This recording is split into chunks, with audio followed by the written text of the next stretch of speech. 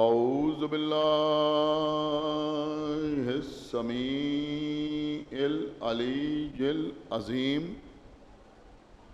من الشیطان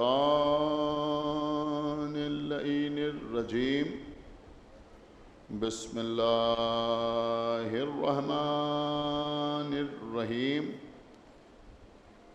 الحمد للہ الذی ہدانا لہذا وما كنا لنهتدي لولا أن هدانا الله لقد جاءت رسل ربنا بالحق الصلاة والسلام على صاحب الدين والإسلام والحل والحرام والركن والمقام والصلاة والصيام والسجود والقيام والشريعة والأحكام والحجة والبرهان والمحبة والعرفان والحق والبيان والكتاب والقرآن سيدنا ونبينا وشفيعنا ومولانا ومولى الثقلين جد الحسن والحسين ابی القاسم محمد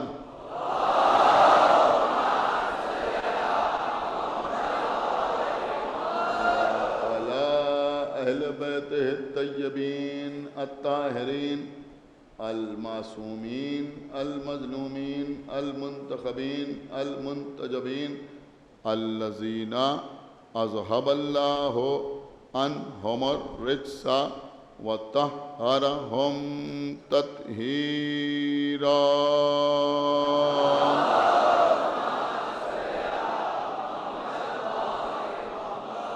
ولعنة الله على أعدائهم وقتلتهم وغاصبي حقوقهم ومنكري فضائلهم ومصائبهم أجمعين من الآن إلى يوم الدين أما بعد فقد قال الله سبحانه تبارك وتعالى في كتابه المجيد وفرقانه الحميد وقوله الحق بسم الله الرحمن الرحيم يوم ندعو کل اناس بامامہم صلوات پر محمد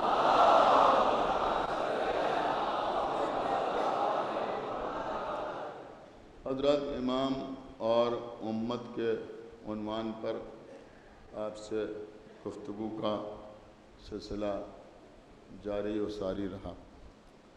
بہرحال اس سال کچھ پابندیاں رہیں، محدود افراد کے درمیان مجالس منعقد ہوئیں۔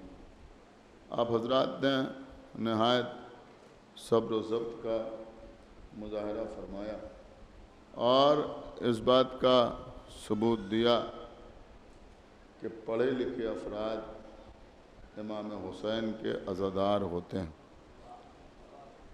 خداوند عالم آپ کو سلامت رکھے، شاد رکھے، آباد رکھے، کوئی غم نہ دے سوائے غم امام حسین علیہ السلام۔ یہ ہمارے نوجوان، ہمارے بھائی، ہمارے چھوٹے بھائی اور ہمارے بچے مجلس میں آتے ہیں فضائل و مصائب اہل بیت سننے کے لیے۔ جہاں تک میری بساط تھی میں نے آپ کی خدمت میں کچھ باتیں عرض کی، لیکن جو موضوع میں نے اختیار کیا تھا وہ یقیناً نہ تو مکمل ہوا نہ اس موضوع کا حق ادا ہوا۔ پتہ نہیں کتنی باتیں ایسی تھیں کہ سوچا تھا کہ آپ کی خدمت میں عرض کریں گے، لیکن دامن وقت میں گنجائش نہ رہی اور وہ باتیں میں آپ کے سامنے بیان نہ کر سکا۔ عزیزوں، چونکہ امامت پر مسلسل گفتگو ہوتی رہی اور فوکس رہا امام عصر علیہ السلام۔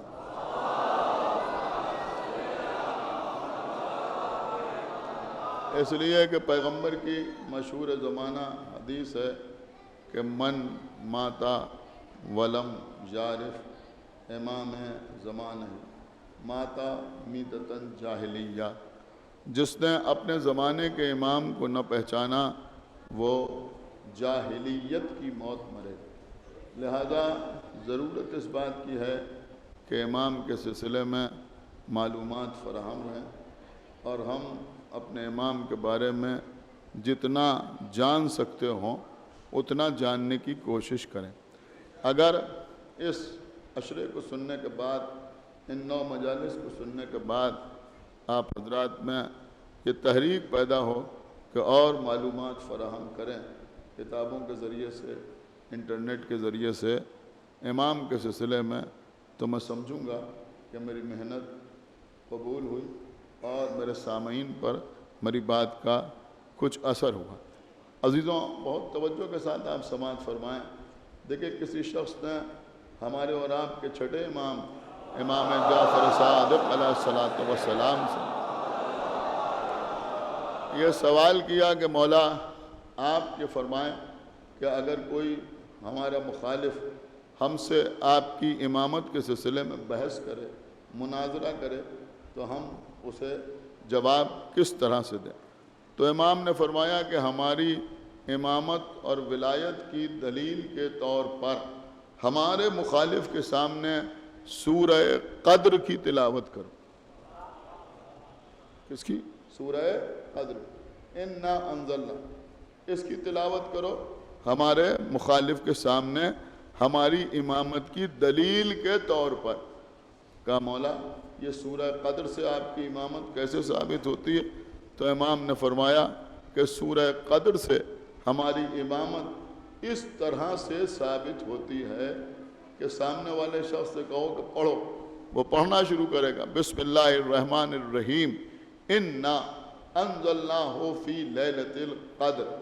اللہ کہہ رہا ہے کہ ہم نے اس قرآن کو لیلۃ القدر میں، یعنی شب قدر میں نازل کیا۔ سمجھ رہا؟ وَمَا أَدْرَاكَ مَا لَيْلَةُ الْقَدْرِ، اور تم کیا جانو، تم کہاں ادراک کر سکتے ہو، کہاں سمجھ سکتے ہو کہ لیلۃ القدر کیا ہے؟ لیلۃ القدر خیر من الف شہر، یہ رات 1-2 راتوں سے نہیں، 2-4 ہفتوں سے نہیں، بلکہ 1000 مہینوں سے افضل ہے۔ اس سے کہو ذرا آگے بڑھو، تو وہ آگے پڑھے گا کہ تنزل الملائکۃ والروح فیہا بإذن ربہم من کل امر، یعنی اس رات میں، شب قدر میں، اللہ اپنے ملائکہ کو اور روح کو نازل کرتا ہے۔ تو جو ہمارا مخالف ہے اس سے یہ سوال کرو کہ کیا اس آیت میں جو ملائکہ کے نزول کا تذکرہ کیا گیا ہے وہ پیغمبر کے عہد تک محدود ہے یا قیامت تک کے لیے ہے؟ تو وہ جواب دے گا کہ آیت یہ نہیں کہہ رہی ہے کہ رسول کی زندگی میں، بلکہ قیامت تک شب قدر میں ملائکہ کا نزول ہوتا رہے گا۔ تو اس سے پوچھو کہ رسول کے بعد وہ کون سی شخصیتیں ہیں جن پر شب قدر میں ملائکہ کا نزول ہوتا ہے؟ ایک صلوات پڑھے بر محمد و آل محمد۔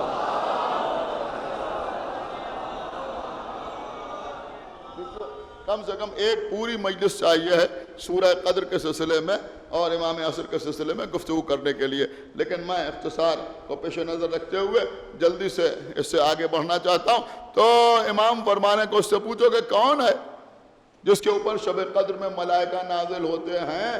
بس سارے اس موضوع کو سمیٹتے ہوئے میں آپ کی خدمت میں یہ عرض کروں گا کہ آپ جتنا اللہ کا شکر ادا کریں اتنا کم ہے اس بات پر کہ آپ کے علاوہ میں نے زور اسی لیے دیا کہ آپ کے علاوہ کوئی مسلمان ایسا نہیں ہے جس کو یہ معلوم ہو کہ شب قدر میں جو ملائکہ آج نازل ہوتے ہیں وہ کس پر نازل ہوتے ہیں۔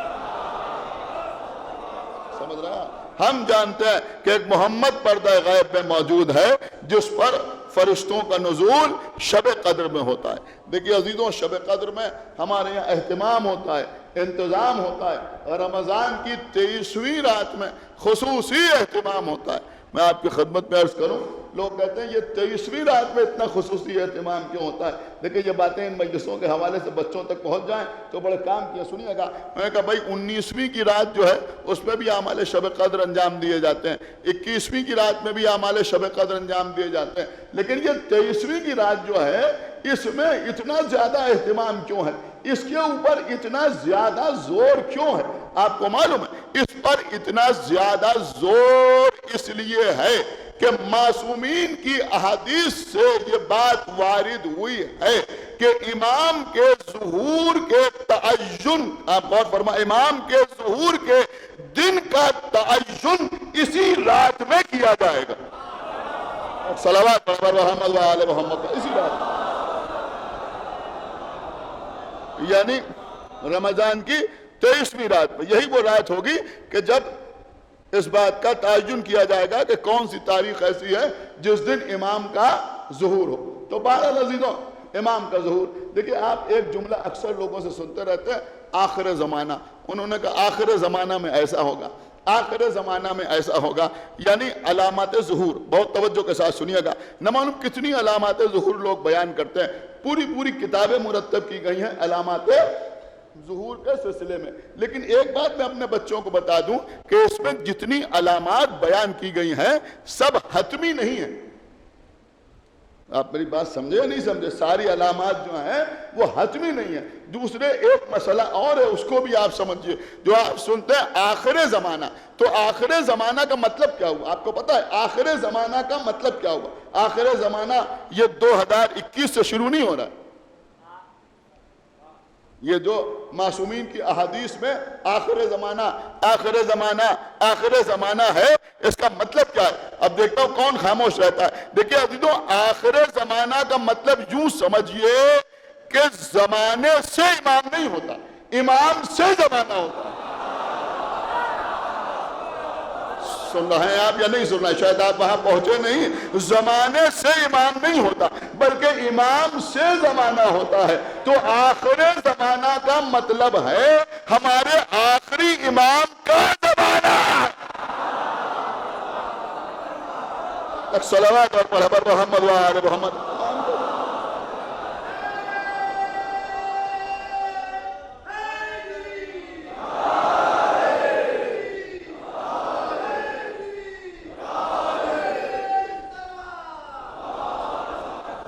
تو جو علامات بیان کی گئی ہیں،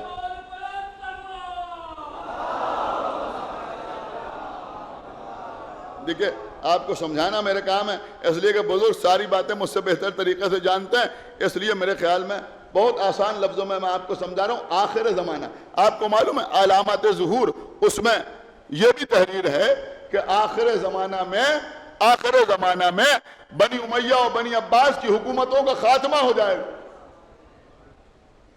تو وہ تو پتہ نہیں کب ہو چکا۔ ایک صلوات پڑھ محمد و آل محمد پر۔ آپ نے محسوس کیا؟ تو اس کا مطلب یہ ہوا کہ آخر زمانہ آخری امام سے ہے، آخری امام سے، یعنی امام حسن عسکری علیہ السلام کی آنکھ بند ہونے کے بعد، ان کے دنیا سے جانے کے بعد آخر زمانہ کا، دیکھیں آپ میری طرف متوجہ رہیں، آخر زمانہ کا آغاز ہو گیا۔ تو اب یہ آخر زمانہ ہے، یعنی آخری زمانہ ہے۔ اب اس زمانے کی بہت سی چیزیں بیان ہوئی، یہ صرف میں نے اس لیے بیان کیا آپ کی خدمت میں بھی پوری فہرست آپ کو سنا سکتا تھا، جیسے آپ اکثر علماء سے ذاکرین سے سنتے رہتے ہیں اور اس میں کوئی شک نہیں ہے، کوئی شبہ نہیں ہے، لیکن کبھی کبھی لوگ شک میں پڑ جاتے ہیں کہ بھئی جب وہ ساری علامات 100 سال پہلے ظاہر ہو گئیں تو ابھی تک امام کا ظہور کیوں نہیں ہوا؟ تو یہ جتنی علامات بتائی گئی ہیں یہ آخر زمانہ کے لیے بتائی گئی۔ مثلا فرمایا کہ امت کی عورتیں فاسد ہو جائیں گی، تمام مرد جو ہیں وہ فاسق ہو جائیں گے۔ بہت توجہ کے ساتھ سنیے گا، یہ ساری باتیں علامات ظہور میں بیان کی گئی ہیں۔ عورتیں فاسد ہو جائیں گی، غور کیا آپ نے، اور مرد جو ہے وہ فاسق ہو جائیں گے، اور لوگ دوسروں کو امر بالمعروف نہ کریں گے، یعنی نیکیوں کی طرف نہ دیں گے، برائیوں سے روکیں گے نہیں۔ اب کہیں میرے خیال میں آپ کو ان ساری چیزوں کا احساس ہوتا ہے کہ ایسا ہو رہا ہے۔ تو اس طرح کی بہت سی چیزیں ہیں جو معصومین نے بیان کی ہیں، لیکن کچھ باتیں حتمی ہیں۔ اب سنیے، کچھ باتیں حتمی ہیں جو بیان کی گئی ہیں، اور یہ بالکل ظہور سے پہلے ظاہر ہوں گی، ظہور سے پہلے ظاہر ہوں گی۔ مثلا دجال کا سامنے آنا، سمجھ رہے ہیں؟ مثلا سفیانی کا خروج کرنا، اور یہ سفیانی جو آئے گا، آپ سمجھے سفیانی؟ بہت توجہ آپ حضرات کی چاہتا ہوں۔ سفیانی، ابو سفیان کی اولاد، سمجھ رہے ہیں؟ جب وہ آئے گا تو آپ کے چھٹے امام نے فرمایا کہ وہ آئے گا اور بظاہر مذہبی لبادہ اوڑھ کے آئے گا۔ کیا سن رہے ہیں آپ؟ کفر کے نام پر حکومت قائم نہیں کرے گا، اسلام کے نام پر حکومت قائم کرنے کی کوشش کرے گا۔ امام نے فرمایا، اب یہ جملہ آپ کے حوالے ہے، جیسے دل چاہے ویسے سنیے گا۔ چھٹے امام نے فرمایا کہ ہر وقت اس کی زبان پر رب رب رب رب ہوگا، لیکن وہ جہنم میں جائے گا۔ ایک صلوات پر محمد و آلہ، لیکن وہ جہنم میں جائے گا۔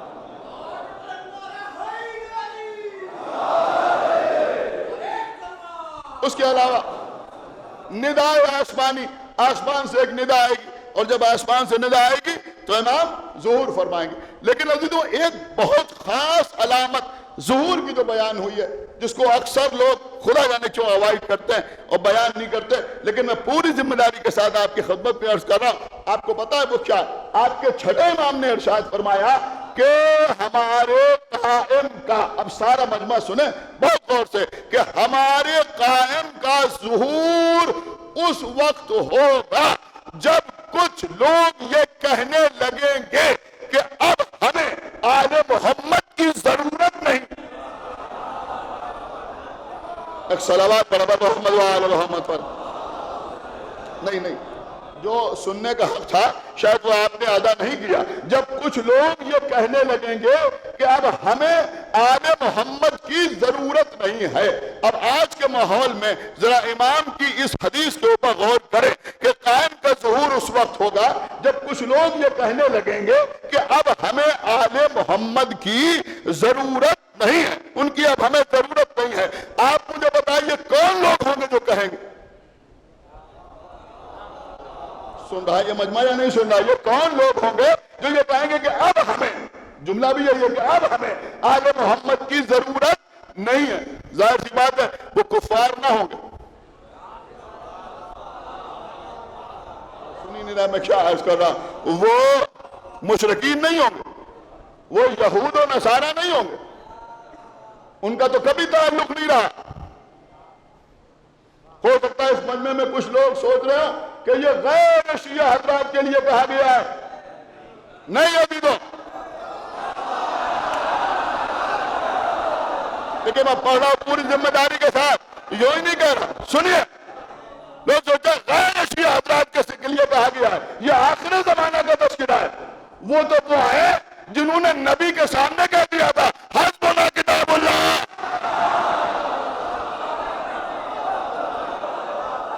سنایا کہ نہیں سنا؟ وہ تو نبی کے سامنے کہہ چکے ہیں حسبنا کتاب اللہ، ہمارے لیے کتاب خدا کافی ہے، اللہ کی کتاب کافی ہے، ہمیں اہل بیت کی ضرورت نہیں ہے، ہمیں آل محمد کی ضرورت نہیں ہے۔ حالانکہ اللہ نے بھی ان سے انتقام اس طرح سے لیا کہ تم نے نبی کے سامنے کہا کہ ہمارے لیے کتاب خدا کافی ہے، اب زندگی میں 70 مرتبہ کہو کہ اگر علی نہ ہوتا تو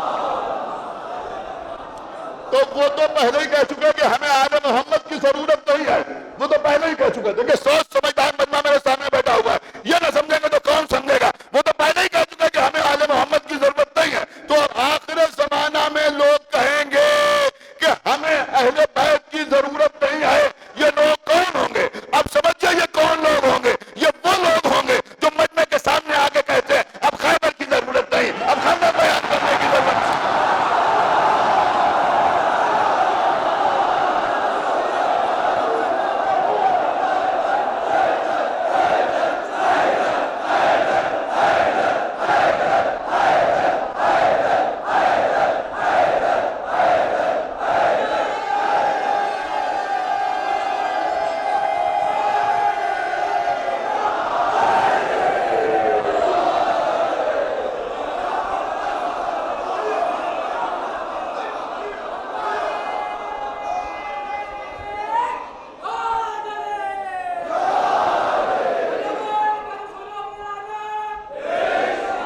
کچھ ایسے لوگ سنیں دیکھیے آپ کے جذبات کی پوری قدر ہے، لیکن مجھے آج پڑھ لینے دیجئے، وقت کم ہے، بہت اہم باتیں میں آپ کی خدمت میں عرض کر رہا ہوں۔ آپ خاموش رہیں گے تب بھی مجلس نہ ہو پائے گی، لیکن میری بات سنیے جو میں عرض کر رہا ہوں۔ تو ایسے لوگ ہوں گے جو یہ کہیں گے کہ اب ہم کو آل محمد کی ضرورت نہیں ہے، ہمیں آل محمد کی ضرورت نہیں ہے۔ حدیث کے ساتھ پڑھنے سے کیا ہوتا ہے؟ حدیث کے ساتھ پڑھنے کی ضرورت کیا ہے؟ حدیث کے ساتھ پڑھنے کی ضرورت کیا ہے؟ ارے اب بی بی سیدہ کی کہانی نہ پڑھیے،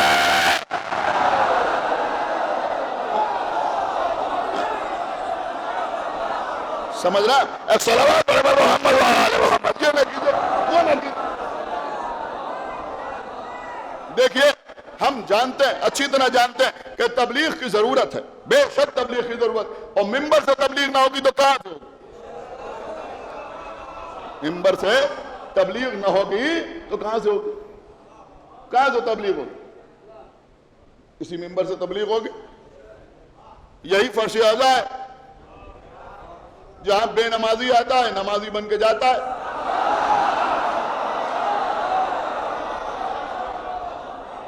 بے عمل آتا ہے باعمل بن کے جاتا ہے۔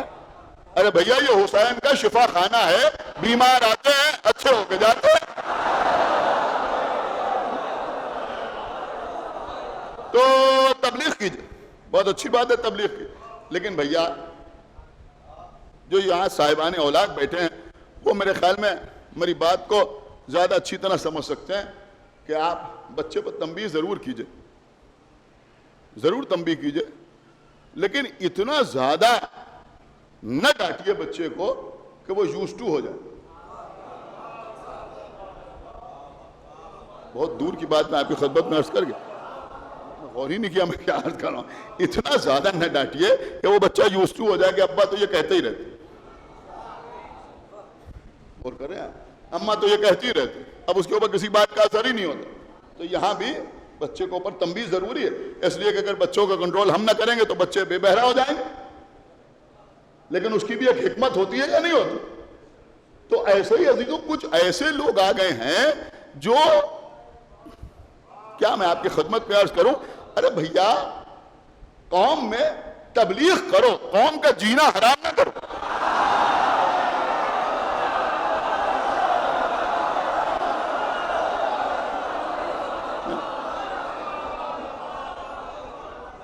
کہیں اگر مجلس بھی پڑھنے آ گئے، اشرا بھی پڑھنے آ گئے تو تازیہ دیکھا، یہ کیا علم دیکھا، یہ اتنا اونچا علم بنانے کی ضرورت کیا ہے؟ یہ جو دسترخوان کر رہا ہے اس کی ضرورت کیا ہے؟ یہ اتنا پیسہ خرچ کرنے کی ضرورت کیا ہے؟ یہ پیسہ کسی ایجوکیشنل فنڈ میں دے دیا جائے، کسی یتیم کی سرپرستی کی جائے، کسی بیوہ کو سپورٹ کیا جائے اس پیسے سے، کسی بچے کی فیس دے دی جائے، یہ دسترخوان سے کیا فائدہ؟ اما اگر اتنا ہی قوم کا درد دل میں ہے، اگر اتنا ہی قوم کا درد دل میں ہے تو ایئرپورٹ پہ اترو، جو میزبان لینے کے لیے آیا BMW لے کے آیا، کم سے کم اس سے کہو کہ آپ سمپل سی کوئی گاڑی 4-5 لاکھ کی خرید لیتے ہیں۔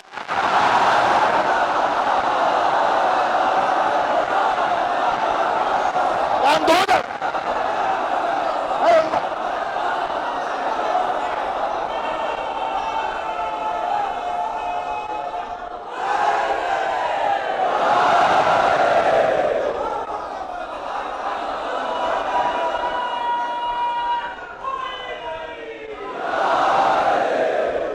سنیے، یہ 1 کروڑ کی کار خریدی ہے، ارے 10 لاکھ میں کام ہو جاتا ہے، 90 لاکھ روپے میں کتنے بچوں کی فیس دے دی جاتی ہے، کتنی بچیاں رخصت ہو جاتی وہاں تو ماشاءاللہ ماشاءاللہ۔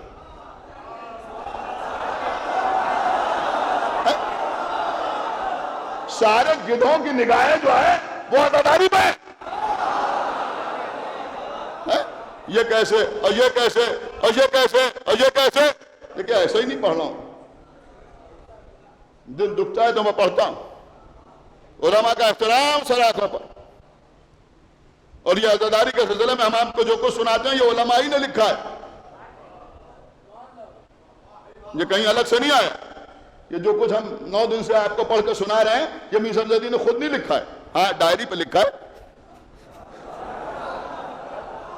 صلوات پڑھیں پر محمد و آل محمد۔ لیکن یہ سب ہماری تصنیف نہیں ہے، کتابیں تو علماء ہی نے لکھی ہیں، جو انہوں نے لکھا ہے وہی ہم آپ کو سنا رہے ہیں، پڑھی کے تو سنا رہے ہیں۔ بہت توجہ آپ حضرات کی چاہتا ہوں، لیکن خدا کے لیے اس طرح کی باتیں نہ کی۔ کچھ لوگ ایسے جو جینے نہیں دینا چاہتے، یہ علم کیوں بنا لیا اتنا اونچا، یہ اتنا زیادہ دسترخوان کرنے کی ضرورت کیا ہے، ایسے کھانے کی ضرورت کیا ہے؟ غور کر رہے ہیں آپ؟ اتنی لائٹ کی ضرورت کیا ہے؟ یہ کیوں، وہ کیوں، وہ کیوں؟ آپ غور کر رہے ہیں یا نہیں غور کر رہے ہیں؟ جب جانے لگے تب کہیں اتنے کی ضرورت کیا ہے؟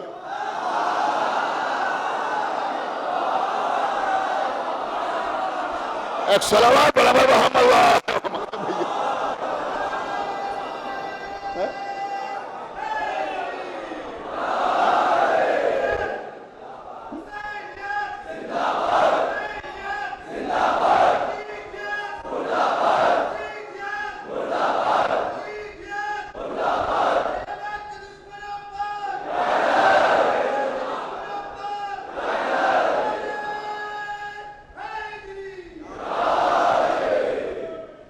کر رہے ہیں آپ؟ تو کچھ لوگ ایسے ہیں جو تبلیغ کے نام پر جینا حرام کرنا چاہتے ہیں۔ نہیں بھیا، سہولت سے سمجھاؤ، لوگوں کو بتاؤ، وہ طریقہ اختیار کرو جو معصومین کا طریقہ ہے تبلیغ۔ سمجھ رہے ہیں آپ؟ علماء کی شان سے رہو، متوع بن کے نہ رہو۔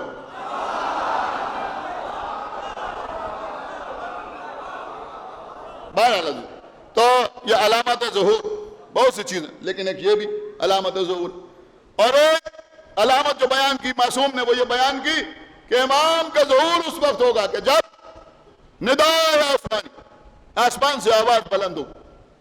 اب یہ تو آپ سنتے ہیں ندائے آسمانی، آسمانی آواز، آپ کو پتا ہے وہ آسمانی آواز کیا ہوگی؟ ایک آواز نہیں ہوگی، 2 آوازیں ہوں گی، اور یہیں سے جنت و جہنم والے چھٹ جائیں گے۔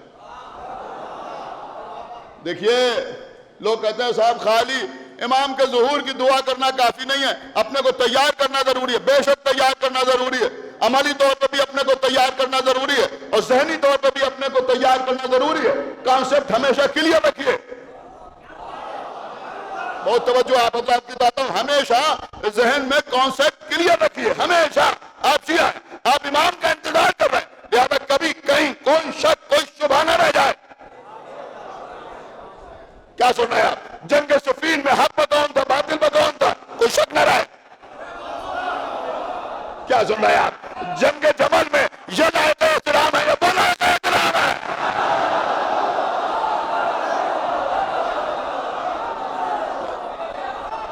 شک وقت نہ رہ جائے، سنیے بجا شک وک نہ رہ جائے، یہ لائق احترام ہے یا وہ لائق احترام ہے، یہ مقدس ہے یا وہ مقدس ہے، یہ حکمت ہے یا وہ حکمت ہے، ایسا کوئی شبہ کوئی شک ذہن میں نہ رہے۔ اس لیے کہ علامات ظہور میں یہ بھی ہے کہ صبح کو جبرائیل آواز دیں گے، جبرائیل آواز دیں گے کہ علی اور علی کے چاہنے والے حق پر ہیں۔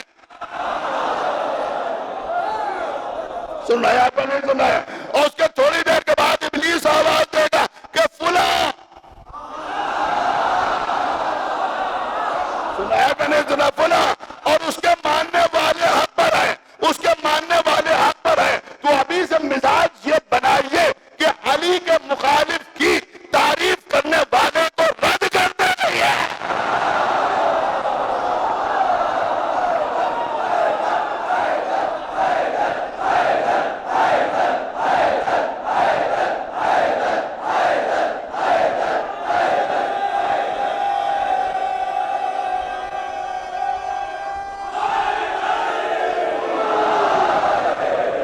سنیں عزیزہ، کوئی ڈر ہی نہیں، علی کے چاہنے والوں کو کوئی ڈر ہی نہیں، مگر یزید کے بچوں کو یہ خبر ہی نہیں، اور مٹانا چاہتے ہیں وہ لعن ہوگا والوں کا، ارے کیسے مٹائیں گے جب ان کی نسلوں میں کوئی ڈر نہیں۔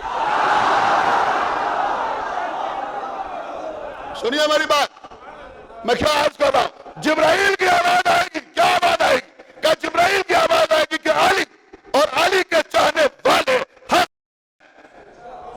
امام کے ناصر وہ ہوں گے جو جبرائیل کی اس آواز پہ لبیک کہیں گے۔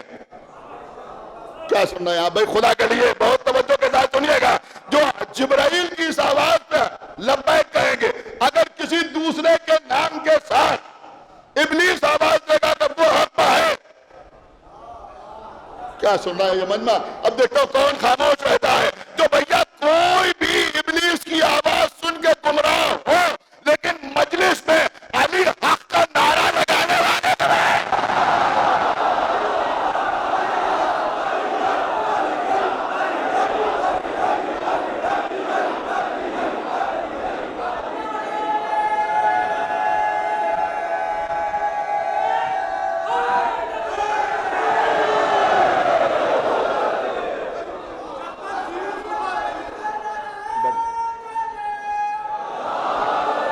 سنو بھائی،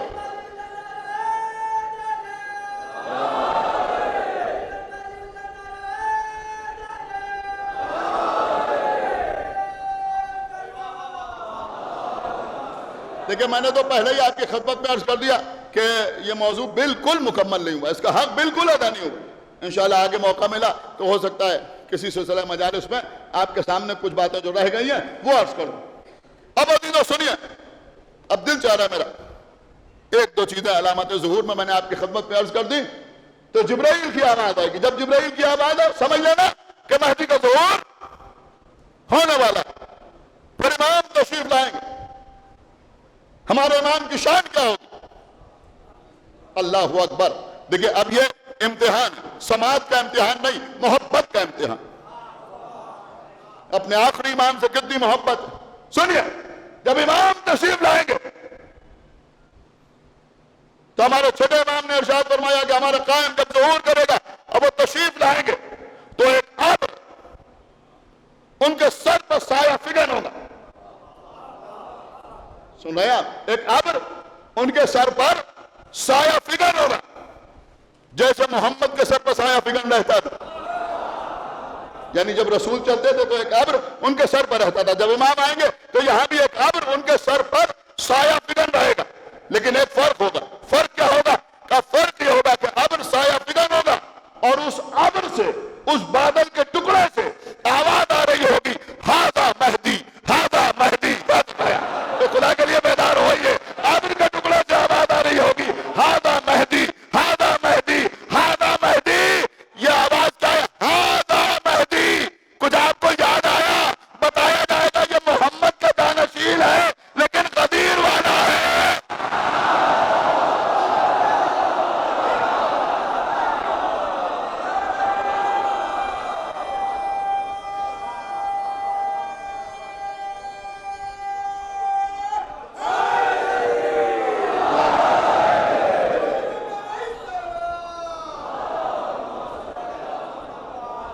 لیکن قبلہ 40 منٹ ہو گئے، ابھی مجھے مصائب بھی پڑھنا ہے، لہذا میں 12 سب ترک کر دیا میں نے۔ اب بس ایک دو باتیں سن لیجئے کہ جب وہ تشریف لائیں گے ہماری جان قربان، تو خانہ کعبہ کی دیوار سے پشت لگا کے کھڑے ہوں گے، سامنے ان کے چاہنے والے ہوں گے، پھر امام تقریر فرمائیں گے۔ لیکن میں کوئی بات یوں ہی نہیں پڑھتا، مختلف کتابوں میں امام کی تقریر کے الگ الگ ٹکڑے موجود ہیں، کہیں یہ کہ یہ خطبہ دیں گے، یہ خطبہ دیں گے، یہ خطبہ دیں گے۔ اس میں کی 2-3 چیزیں میں آپ کی خدمت میں عرض کرنا چاہتا ہوں۔ ایک روایت میں یہ ہے کہ امام جب خانہ کعبہ کی دیوار سے ٹیک لگا کے کھڑے ہوں گے، سامنے مجمع ہوگا، ظاہر سی بات ہے کہ جب تشریف لائیں گے تو ایک خطبہ تو دیں گے نہیں، تو ایک خطبہ یوں بھی سنیے کہ امام خطبہ کیا دیں گے؟ امام فرمائیں گے ایھا الناس، اے لوگوں، اگر کوئی آدم اور شیش کو دیکھنا چاہتا ہے تو مجھے دیکھے، اس لیے کہ میں ہی آدم ہوں اور میں ہی شیش ہوں۔ کیا سن رہے ہیں یہاں؟ اگر کوئی نوح اور سام کو دیکھنا چاہتا ہے تو مجھے دیکھے، اس لیے کہ میں ہی نوح ہوں، میں ہی سام ہوں۔ اگر کوئی یعقوب اور یوسف کو دیکھنا چاہتا ہے تو مجھے دیکھے، اس لیے کہ میں ہی یعقوب ہوں، میں ہی یوسف ہوں۔ اگر کوئی ابراہیم اور اسماعیل کو دیکھنا چاہتا ہے تو مجھے دیکھے، اس لیے کہ میں ہی ابراہیم ہوں اور میں ہی اسماعیل ہوں۔ اور اگر کوئی عیسیٰ اور شمون کو دیکھنا چاہتا ہے تو مجھے دیکھے، اس لیے کہ میں ہی عیسیٰ ہوں اور میں ہی شمون ہوں۔ اور اس کے بعد فرمایا کہ اگر کوئی محمد اور علی کو دیکھنا چاہتا ہے، سنا آپ نے یا نہیں سنا، تو وہ مجھے دیکھے، اس لیے کہ میں ہی محمد ہوں، میں ہی علی ہوں۔ یعنی بتائیں گے میں ہی محمد رسول اللہ اور میں ہی علی اللہ۔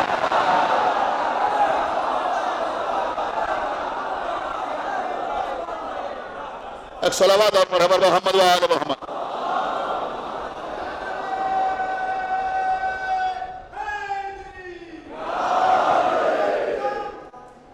ایک صلوات ہے۔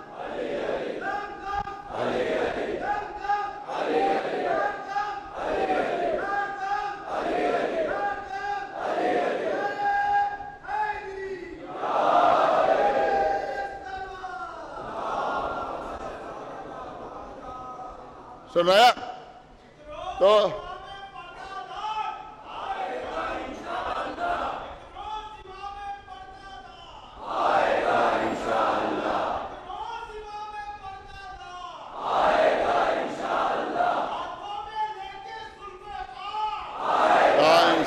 مل کے جواب دی،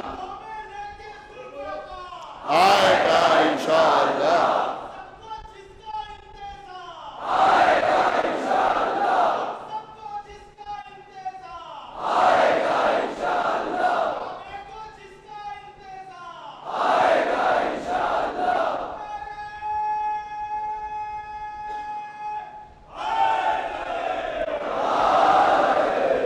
اب سنیے عزیزوں، ایک دوسرے خطبے کا امام کے ایک چھوٹا سا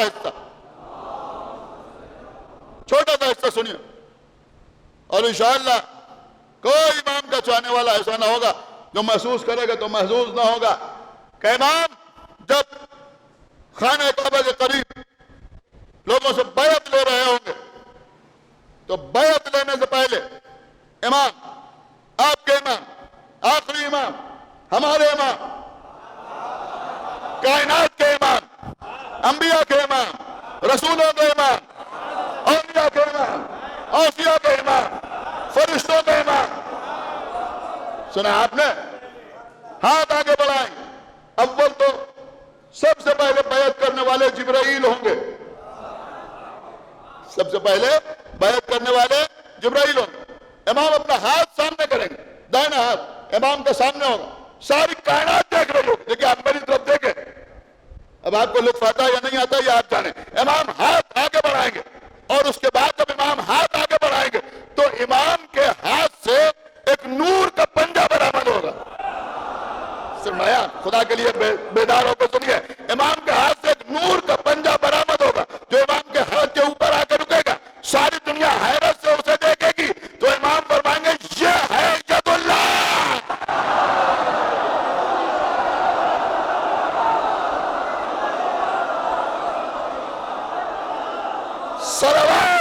محمد یہ ہے۔ اور اس کے بعد آپ کے امام سورہ فتح کی وہ آیت پڑھیں گے، ید اللہ فوق ایدیہم، جو ان کی بات کریں گے، پھر اللہ کا ہاتھ ان کے ہاتھ کے اوپر ہوگا۔ اور کیا آپ نے عزیزاں؟ بس عزیز، بہت دیر میں نے فضائل پڑھ دیا، آپ سے بہت معذرت کے ساتھ اس سال بڑی گھٹی گھٹی فضا میں آپ نے عزاداری کی۔ خداوند عالم اس بلا کو ختم کرے، جس طرح سے ہم ادا کرتے تھے اسی طرح کھل کے عزاداری کریں۔ ہاں جی، دیکھیے مصائب پر آنے کے بعد پھر فضائل کی طرف مڑ جانا، یہ ذاکری کا نقص کہلاتا ہے، مجھے معلوم، لیکن ایک بات ذہن سے نکل گئی تھی، لیکن میں نے ارادہ کیا تھا کہ میں یہاں کہوں گا ضرور، اور میں آپ کی خدمت میں عرض کر رہا ہوں کہ علامات ظہور میں سنیے، بس اس کو فضائل سمجھ کے نہ سنیے، پیغام سمجھ کے سنیے۔ علامات ظہور میں ایک علامت یہ بھی لکھی ہے کہ آسمان گردش میں آئے گا۔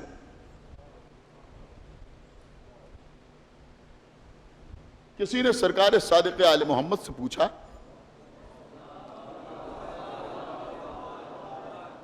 دیکھیے میرے دل کی آواز ہے، سن لیجیے آپ، سرکار سے پوچھا کہ یہ آسمان کے گردش میں آنے کا مطلب کیا ہے؟ آسمان کے گردش میں آنے کا مطلب کیا ہے؟ تو آپ نے فرمایا کہ آسمان کے گردش میں آنے کا مطلب ہے ہمارے شیعوں کے درمیان اختلافات کا پیدا ہونا۔ لیکن یہ بات آپ تک پہنچانا ضروری تھا، آپ اس کو معمولی سا مسئلہ نہ سمجھا کیجیے، یہ ہماری انجمن، یہ ان کی انجمن، یہ ہماری مجلس، یہ ان کی مجلس، یہ ہمارا ماتم، یہ ان کا ماتم، یہ ہمارا امام باڑہ، یہ ان کا امام باڑہ، یہ ہمارے مولانا، یہ ان کے مولانا، یہ ہمارے نوحہ خان، یہ ان کے نوحہ خان۔ خدا کے لیے میری بات سمجھیے، میں عرض کر رہا ہوں، آپ کیا سمجھتے ہیں؟ آپ اسے معمولی سے بات سمجھ رہے ہیں؟ معصوم فرما رہے ہیں آسمان گردش میں آتا ہے جب مومنین کے درمیان اختلاف ہے۔ لہذا عزاداری کے معاملے میں مخلص بنیے، ضدی نہ بنیے۔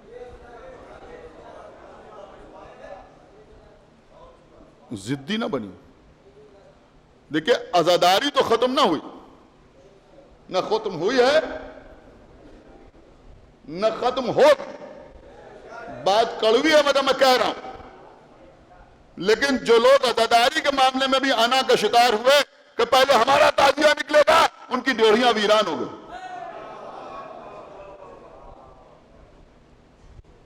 یہ بات ہمیشہ آپ اپنے ذہن میں رکھتے ہیں،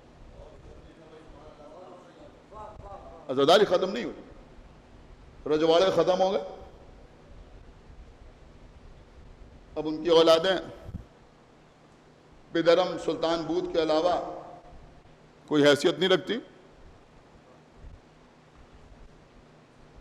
ان کے یہاں فلاں زمیندار تھے، فلاں راجہ تھے، یہ تھے وہ تھے، وہاں مجلس ہوتی تھی، یہ ہوتا تھا وہ ہوتا تھا۔ عزیزوں اب وہ ساری شان و شوکت ختم ہو گئی، لیکن ان کی شان و شوکت ختم ہو گئی، عزا کی شان و شوکت ختم نہیں۔ بول رہے ہیں جو تبرک بہتر وہاں بٹتا تھا، اب وہ عوام بانٹ رہے ہیں، یہاں بٹ رہا ہے، وہاں بٹ رہا ہے، اس لیے کہ عزاداری کسی شے کی محتاج نہیں، اس میں غرور نہیں، اس میں تکبر نہیں۔ ہمارے یہاں پہلے مجلس 50 سال سے ہو رہی، نہیں یہ نہیں۔ اور اگر کوئی قدیمی پروگرام ہے، مرکزی پروگرام ہے، تو اس کے مقابلے پر پروگرام نہ کیجئے، تھوڑا سا الگ ہٹ، اس لیے کہ اگر وہاں اس کی شان میں کوئی کمی ہوتی ہے تو ہم اس کے ذمہ دار نہ بنیں۔ سمجھ لیجیے بھائی، بہت ضروری ہے عزیزوں عزاداری میں اخلاص، خلوص۔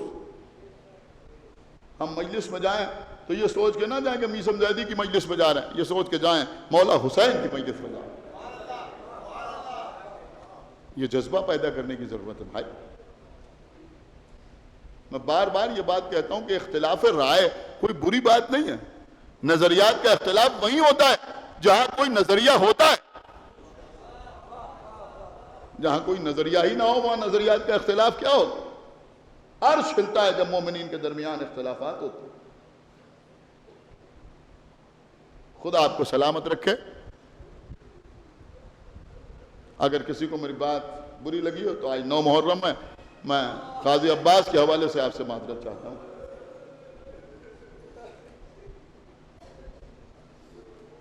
لیکن اگر کچھ لوگوں پر اثر ہو جائے تو میں سمجھوں گا کہ میری محنت وصول ہوگی۔ عزیزوں تو امام جہاں خانہ کعبہ کی دیوار سے پشت لگا کے یہ ساری باتیں کریں گے، وہیں عزیزوں ایک روایت یہ بھی ہے کہ امام اپنے انصار کے سامنے جو پہلی تقریر کریں گے، جو پہلا خطبہ پڑھیں گے، اس کے 5 جملے اول کیا ہوں گے میں سناؤں آپ کو۔ پہلا جملہ یہ ہوگا کہ اے لوگوں میں ہی امام قائم ہوں۔ دوسرا جملہ یہ ہوگا کہ میں خون حسین کا انتقام لینے والی تلوار ہوں۔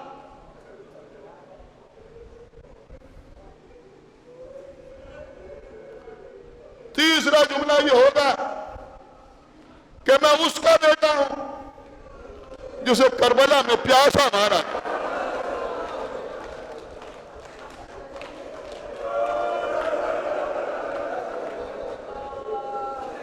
دیکھیے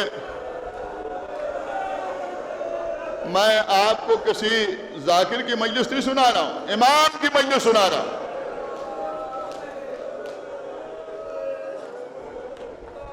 چوتھا جملہ یہ ہوگا میں اس مظلوم کا بیٹا ہوں جس کا لاشا بے گور و کفن پڑا۔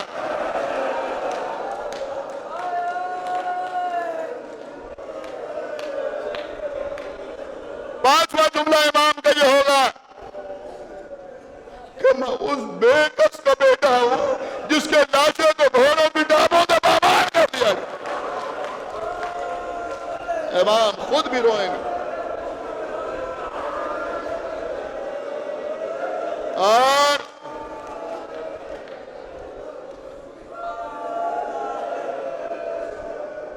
مومنین بھی آنسو بہائیں۔ جزاکم اللہ خیر الجزا۔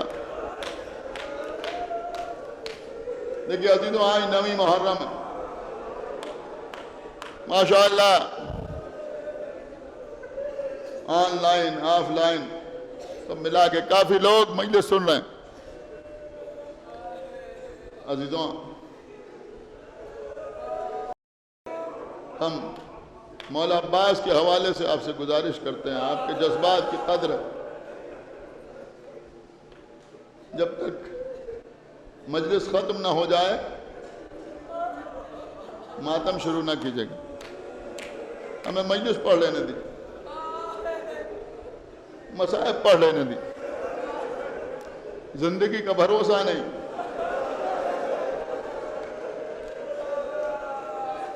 آج اس سلسلے کی آخری مجلس ہے۔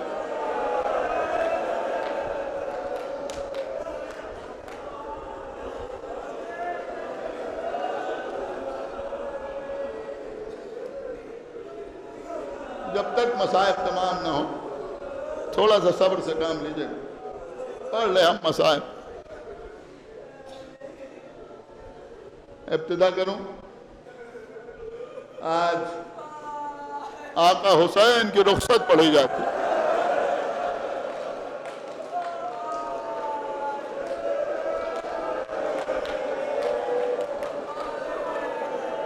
حسین جب کہ چلے بعد 2 پہر رنگ،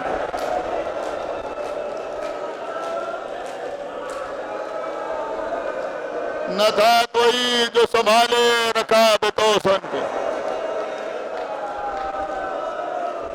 सकीना झाड़ रही थी अबा के दामन को।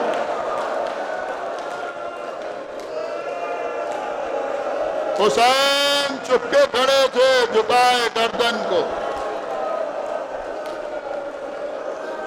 न आसरा था कोई शाह करबलाई को, फकत बहन ने किया था सवार भाई को।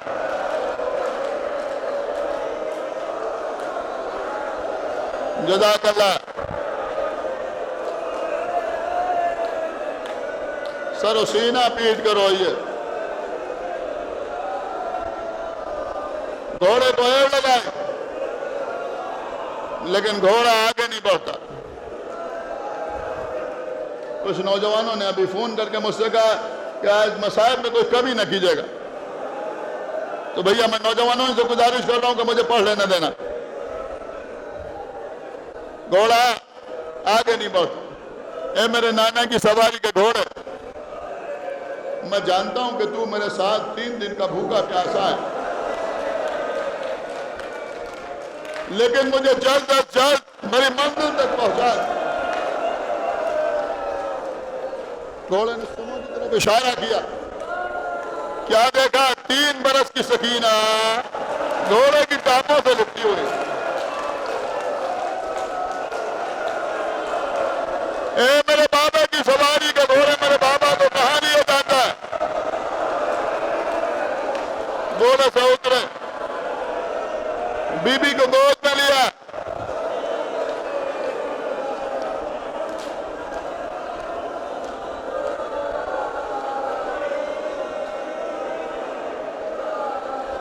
ए बीबी मुझे जाने दो। ए बीबी मुझे जाने दो।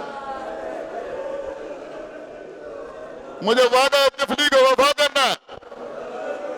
बच्ची ने नन्हे नन्हे हाथ जोड़े, कहा बाबा आप जा रहे हैं, आप जाइए बाबा, लेकिन बाबा आप तो जानते हैं ना कि मुझे उस वक्त तक नींद नहीं आती जब तक आपका सीना न मिल जाए।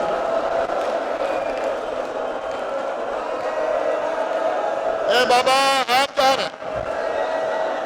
ए बाबा जाते जाते मुझे अपने सीने पर सुलाते जाइए। आपके आका हुसैन जो फर्श ख्वाब पर बैठे हुए सुन रहे हैं वो सुने। आपके आका हुसैन रेगे घर में करबला में लेट गए। आओ मेरी जान सकीना। आगे बड़ी बच्ची, दोनों हाथ फैलाए, बाबा के सीने पर सर रखा। दिन भर की थकी हुई बच्ची और मोहम्मद पर रोई, कासिम पे आंसू बहाए, अली अकबर पर रोई, अब्बास का मातम किया। नींद आ गई सकीना। कुछ लम्हे गुजरे थे कि एक मरतबा घबरा के उठी, बाबा खुदा हाफिज़, ए बाबा खुदा हाफिज़। ए बेटी कुछ देर और सो लेती। का बाबा अभी ख्वाब में देखा कि दादी फातिमा ज़हरा हाथों को फैलाए हुए, ए सकीना असर का वक्त करीब आ रहा है।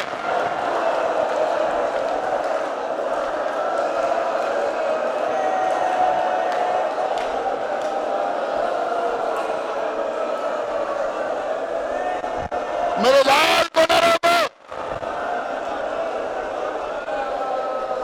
चले गए हुसैन। इंतजार करती रही सकीना। कानों में आवाज आ रही है, बाबा रजस पड़ रहे हैं। बाबा कह रहे हैं एक अरब के दस्तूर के मुताबिक मेरे मुकाबले पे आता जाए।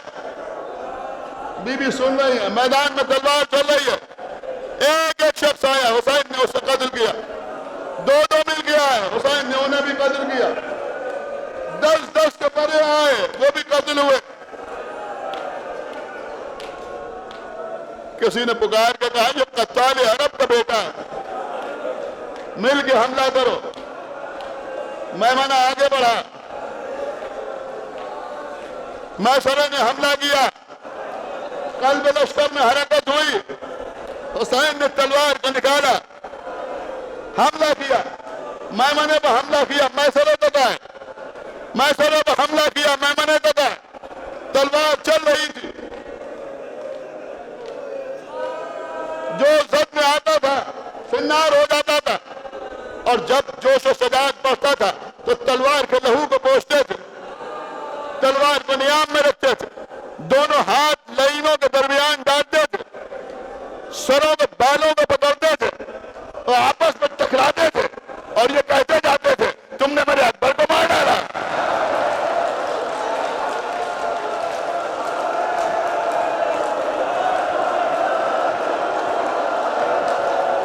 تم نے میرے عباس کو شہید کر دیا۔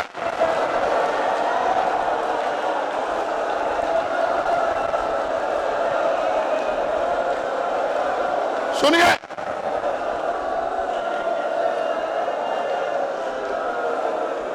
رکے رہے میرے ماتم گا، ابھی مجھے کافی آگے جانا ہے،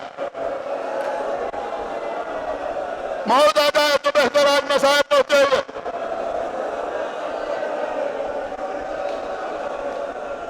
راوی کہتا ہے میں نے دیکھا کہ ایک مرتبہ حسین نے دریا کا رخ کیا، میں سمجھا شاید پانی پینے کے لیے جا رہے ہیں، دریا کے قریب پہنچے، جا کے آواز دی بھیا عباس،